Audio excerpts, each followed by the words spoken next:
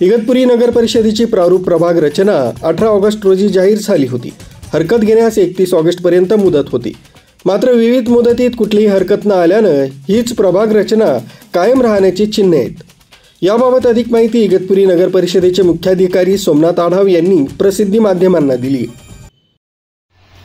आपण या ठिकाणी प्रारूप प्रभाग रचना प्रसिद्ध केली, त्यास आपण व्यापक प्रसिद्धी देखील दिली आणि 18 ते 31 ऑगस्ट या दरम्यान आपण नागरिकांकडून प्रारूप प्रभाग रचनेसंदर्भात हरकती व सूचना मागवल्या होत्या। तथापि या पूर्ण कालावधीमध्ये आपल्याकडे एकही हरकत व सूचना या ठिकाणी प्राप्त झालेली नाहीये। आता यानंतर जी काही अंतिम प्रारूप प्रभाग रचना आहे त्याची कार्यवाही आपण या ठिकाणी सुरू केलेली आहे।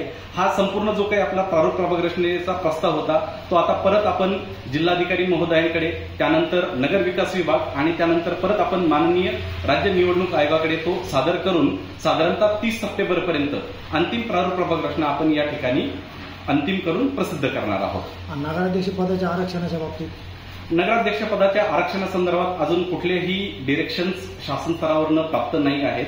तथापि त्या संदर्भात यापूर्वी कुठले आरक्षण होते याची माहिती शासनाकडून काय त्याला एकत्रित करण्याची कार्यवाही सुरू आहे आणि प्रत्येक प्रभागामधील जे काही आरक्षण आहे त्या संदर्भात आपल्याला आरक्षण सोडती संदर्भात जसे शासनाकडून निर्देश प्राप्त होतील त्या अनुषंगाने आपण या ठिकाणी आरक्षणाची सोडत काढणार आहोत आणि प्रत्येक प्रभागनिहाय आरक्षण कसे असेल याचं आपण काय त्याला या ठिकाणी जाहीर करणार आहोत। त्या अनुषंगाने सुमित बोधक, न्यूज 7 मराठी, इगतपुरी।